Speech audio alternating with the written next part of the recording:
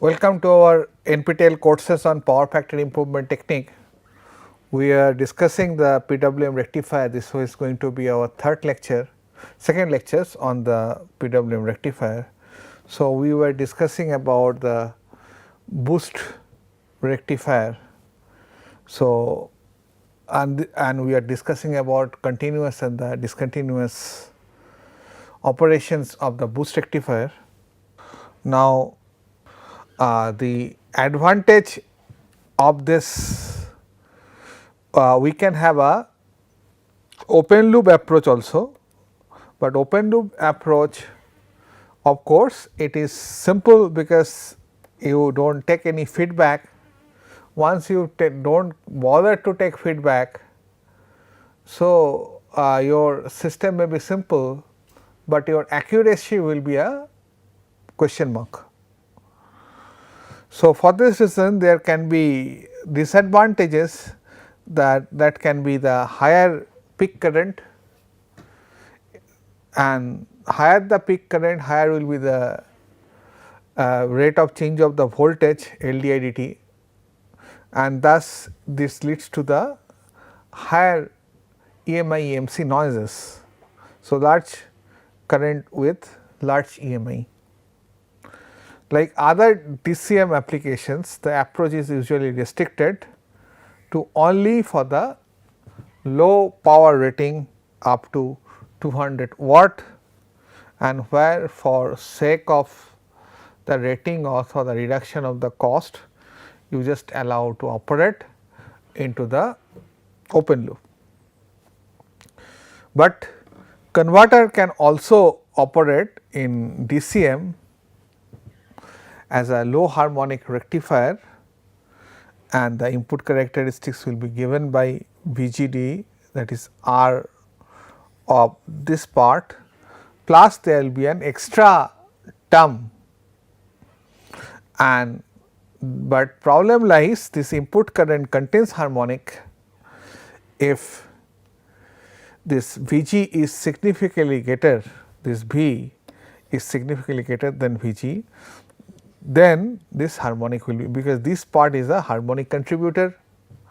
Ultimately, if this Vg is more than V is more than Vg, then harmonic content will be less, and there we can also we can use it for the power factor correction technique. And there are other approaches, use other converters in CCM that are applicable for the SEPIC converter, Chuk converter, buck boost converter, and also there can be a isolated DC to DC converter, that is the flyback converter, isolated version of the boost converter, SEPIC and the Chuk converter. The boundary or the critical condition, the boundary or the critical condition mode of operations of boost operation or other converter will be almost same converter between the CCM and the DCM. But in case of the buck converter, there is an issue, because voltage stress will be higher, because problem lies in the boost converter. If you see the topology, there is a inductor, thereafter this and this. So, it is connected to the ground. So, once you switch it on, the voltage at this point goes to the ground. But in case of the buck converter,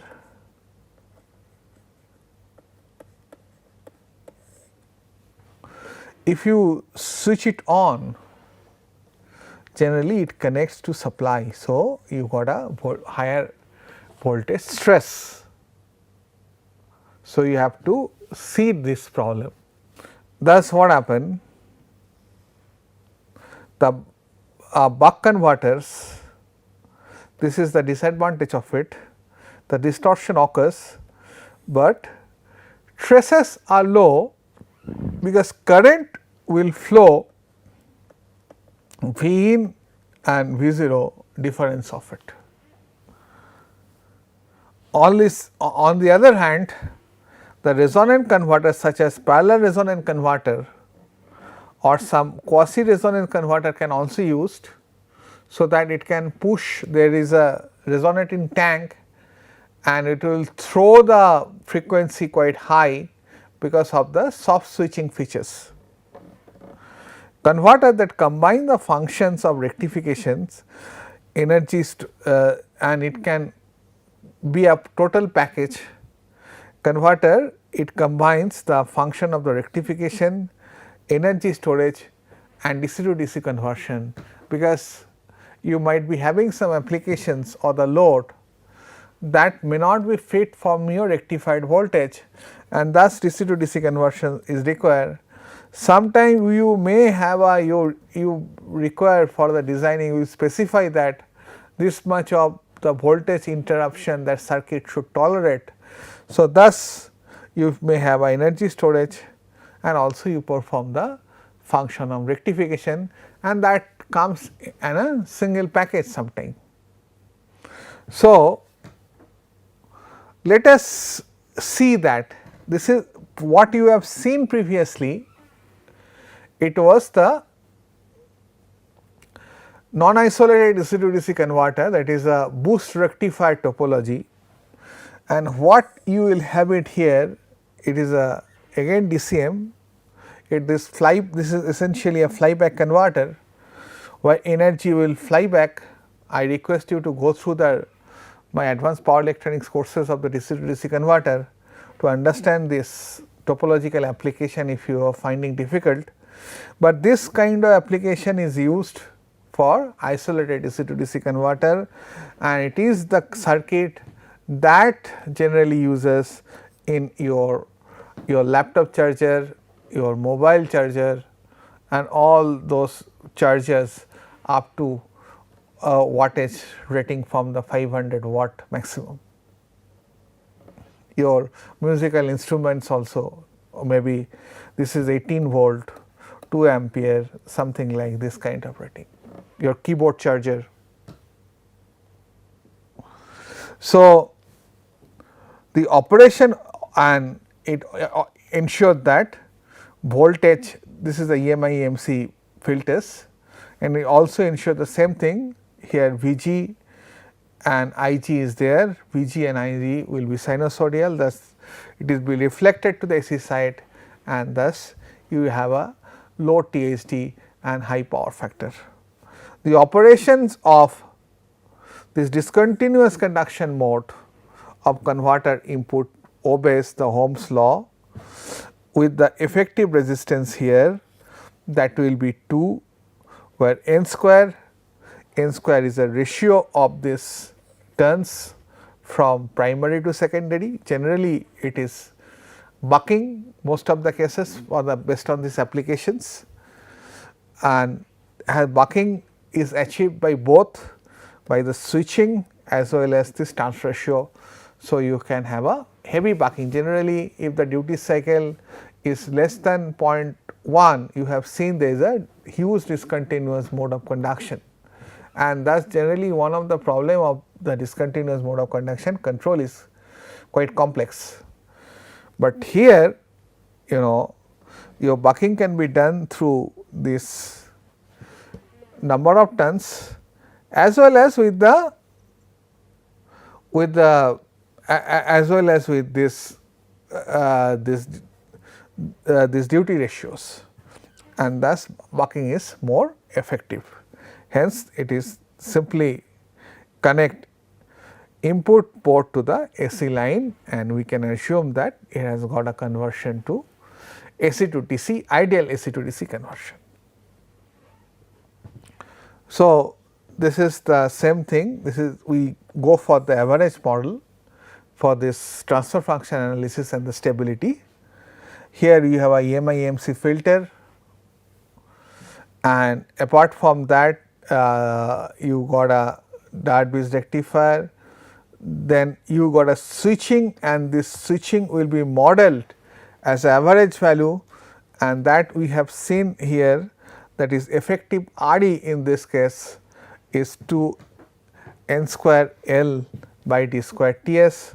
So, it will replace by this and ultimately energy will go to the secondary and this will be VTS by ITS and it will store some amount of the energy and thus energy will flow there.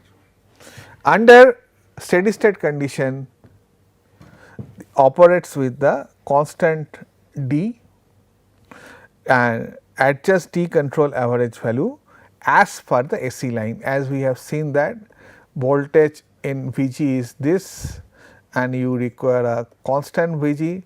So, here you require a least duty cycle because voltage is more and here you require more duty cycle and as per the AC line. So, it is also challenged to select the value of the inductor. So, it is inside it ultimately there is a leakage inductance. So, because it this flyback converter is also called the inductor transformer, because you have to put little bit of inductance to store energy, that energy will fly off once switch is off. So, for this reason select L enum that DCM it can be operated in DCM mode, that DCM operation occurs through the AC line cycles and DCM occurs provided that D3 is greater than 0, and this is the case where D2 is definitely 1 by D, but D2 equal to D Vg by Nv. Substitute this and solve, that is D is less than 1 by 1 plus Vg by Nv, and converter operates in discontinuous conduction mode every switching period and where this inequality is satisfied, and ultimately this is a zone, because this is the area in the current. Once this switch is on, current will go up. This is the IP of P and ultimately till this duration it will fly back, that is a resetting of the flux, and thereafter till this time, this is the till this time D3, there is a no current through the inductor and we say that it is a discontinuous conduction mode. And one of the advantage of the discontinuous conduction mode, that size of the inductor is less. To obtain the DCM at all points on the AC sinusoidal, worst case is that at Vg. So, you really got to have a huge duty cycle and thus you can come into the continuous conduction mode and Vg equal to Vm, and ultimately this is a condition of the Watt's duty cycle that we require to maintain for the operation of the flyback converter.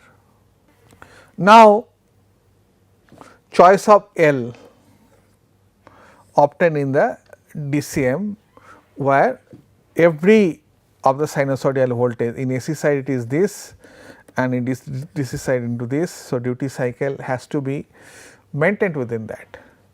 So, we have D is 1 by 1 plus Vm by Nv with V RMS by AC RMS equal to R by Re, and thus substituting this expression we can have the value of D equal to 2 Nv by Vm by under root L by RT.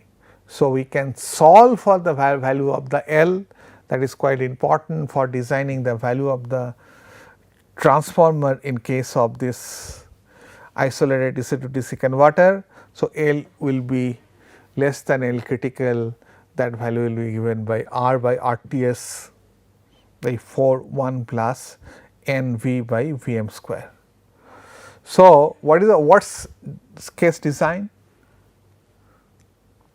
For variation in the load resistance and the AC input voltage, the worst case occurs at maximum load power and the minimum AC input voltage, that is a challenge. the inductance should be chosen, follows that L critical equal to L minimum, and considering this critical case has been satisfied. So, how you do that? So, let us first take the example of the average model for the boost rectifier.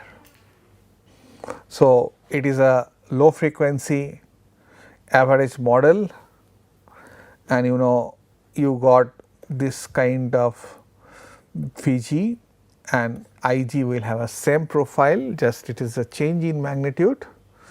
So, you will be sensing the current of Vg, and ultimately you can see that this is the op amp, and this measures this current essentially Ig, and that generally what happen, you can see that is a feedback path. So, it is essentially a PI controller,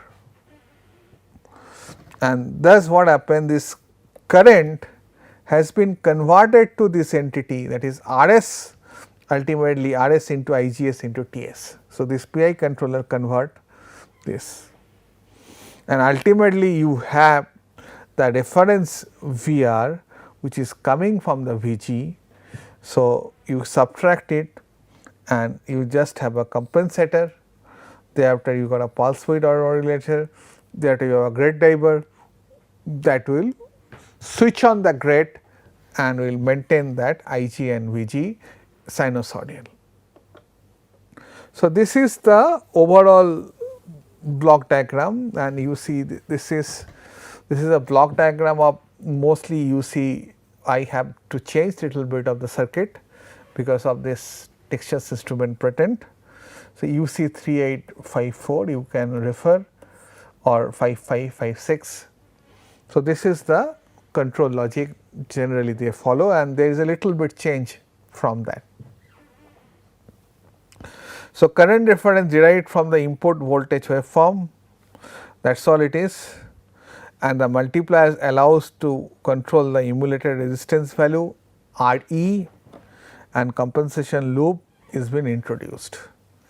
So, this is ISC, and thus this point you got Ig. Ig generally, instead of the sensing through the resistance as we have seen the previous A, we generally sense by the Hall effect current, and thus this will be multiplied with the value of the Rs. Rs is the synthetic resistance, so which will be giving you the value of Va. Similarly, you have Ig and you have a V control, you will multiply, multiplication gives you the power. This power you will have a Vr by T, so that will be Vr, and you will compare with Va, and then you will put to a, generally it is a PI controller and essentially a compensator. So, thereafter you will feed to the PWM and will run this boost rectifier. So, the current sensors has a gain of Rs that you will be tuning. So, Va equal to Rs Ig into Ts,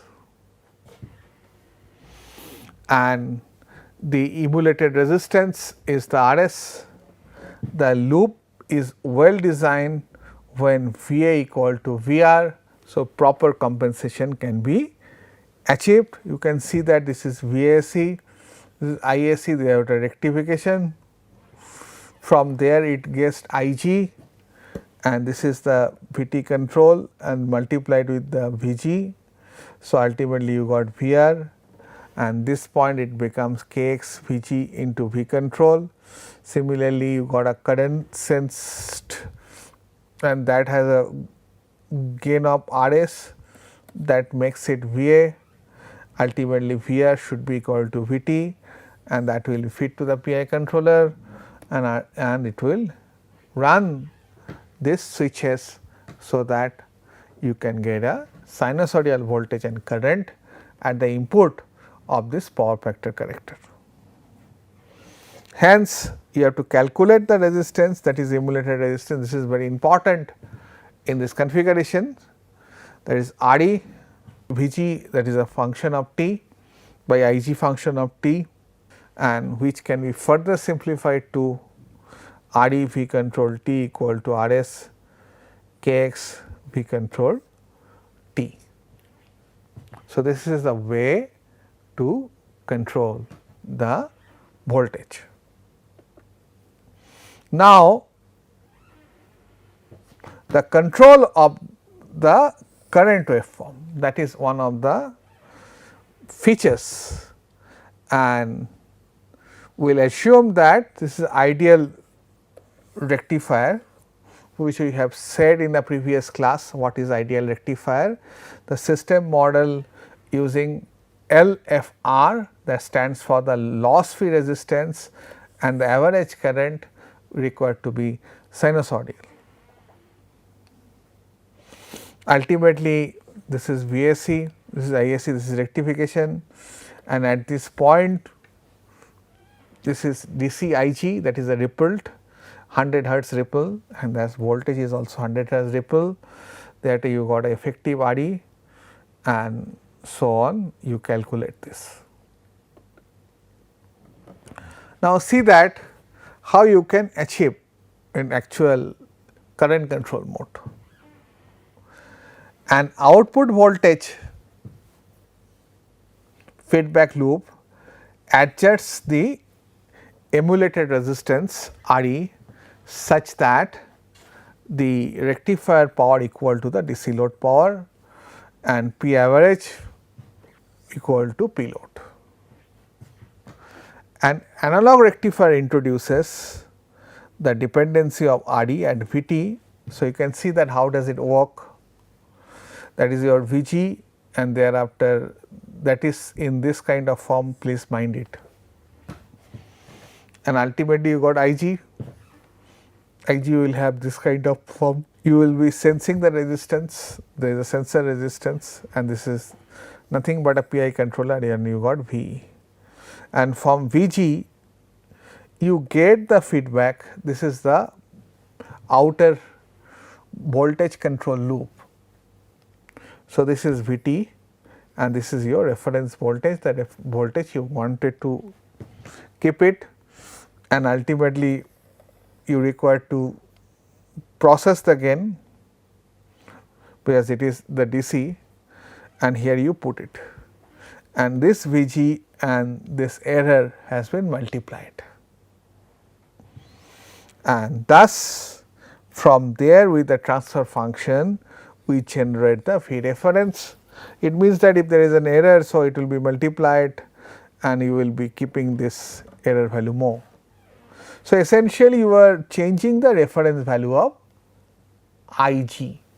If the error is less, Ig will come down here, if reference value is more, Ig will come down like this. So, this is the way you are changing. So, essentially you are shifting the value of the envelope.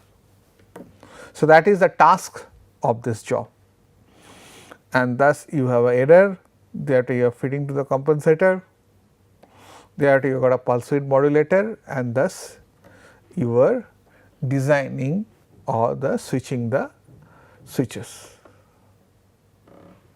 Now, there is this is the feedback combination. We can have a feed forward, that for the faster action, and that also sometimes helps to cancel out the noises.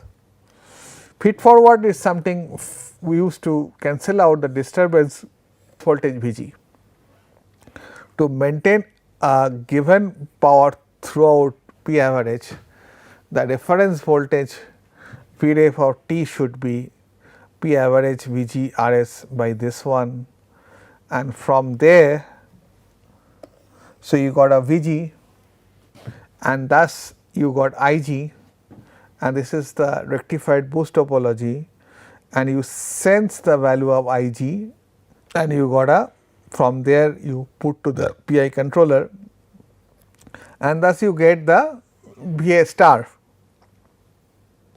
Here you generate the Vg and you generate the peak of it. That also ensures that whether there is a sag in the voltage or not. So, this value will come and that is value of the Vm. So, this gives you a DC value and this also gives a DC value if there is a voltage is maintained or not. From there you will calculate the value of the current envelope and thus you multiply with this.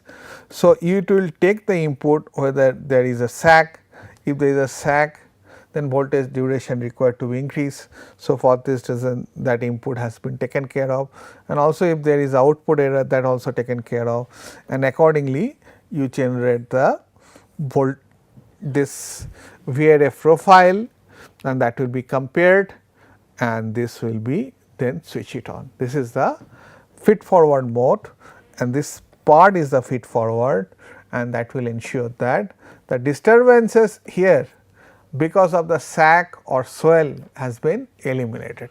So, this is the purpose and you get a constant DC voltage here. Furthermore, so we shall continue with the feed forward operation. So, the control of the current waveform, the controller with feed forward produces the following reference. You can see that here, that is V1 ref, that is a constant gain k, that a V control into Vg by Vm square, where Vm is coming from the peak detector. So, that is mainly that gives the information whether voltage is healthy or not. And thus, the average power is given by P average kV voltage by TRS, because if there is a voltage sag, average power will may come down. So, in that case Vg is the power, otherwise it is same feed forward logic has been used here. Now, we based on that we can go for the small signal analysis. This is a quite important aspect while controlling the designing this DC to DC converter or AC to DC converter followed by a DC to DC converter. So, we have this perturbations. So, this is the perturbed term and this is the average value for Vg. Same way duty ratio has been perturbed and we can rewrite it like this, and IIT can be perturbed, it can rewrite like this, V can be perturbed, V1 can be perturbed, I2 can be perturbed. So, this is the I1 in the AC side and I2 is in DC side. So, what we can say here, the variation of the Vg and I1 and D are not small.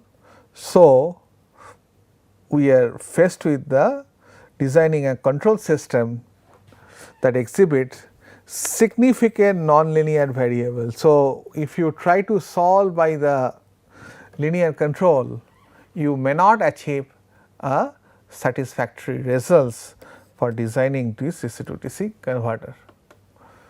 And we can say that when the rectifier operates near steady state, then we can say that it is V of t, this is the average term and this is the perturbed term or the disturbance, and in that case the average value is much greater than the perturbed value. So, you are operating at the very close neighborhood of it and thus you can apply the small signal analysis. In the special cases of the boost rectifier, it is sufficient to linearize the equations of the average current mode controller and thus you have equations of L di dt equal to Vg minus dt of this. Thereafter, we can substitute this value with the perturbed and the average term and thus it will take this kind of values, and what you can see that this term it is a nonlinear term, but it is a multiplication of the two small quantities, and thus we can neglect the higher degree small order. So, nonlinear term is much smaller than the linear term, and hence it has been discarded, and thus we can obtain that L di dt equal to V g minus dt, and from there this becomes the equivalent circuit of the small signal model, where I g by d s equal to V by S L,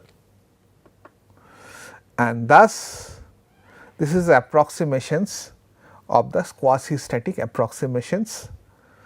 And what we can say that in the previous approach, not sufficient to linearize the equation needed to design the rectifier average current controller for Buck, Chook, Sepik and other converter topologies. And an approximate approach is that sometimes used to cases like quasi static approximations, and in quasi static approximations this is just we will linearize the system in the neighborhood of it and assume that AC line variations is much slower because it is occurring at the 10 millisecond. Ultimately this is the cycle for the rectified site, and if you take to the AC cycle it is the 20 millisecond. So, that is what we can say. We assume that the AC line variations are much slower than the converter dynamics. So, that rectifier always operates near at the equilibrium, the quasi resonant operating point changes slowly along with the sinusoidal, and we can find the slowly equilibrium duty ratios. So, this is called the quasi static approximations, and that we shall apply to our boost buck and buck boost converter. Thank you for your attention. We shall continue to discuss about and its control technique, not only the understanding of this boost rectifier and the PWM technique, but also how can you design and implement it in practical life. That also we shall discuss with some detail because of the lack of time. Thank you so much for your attention.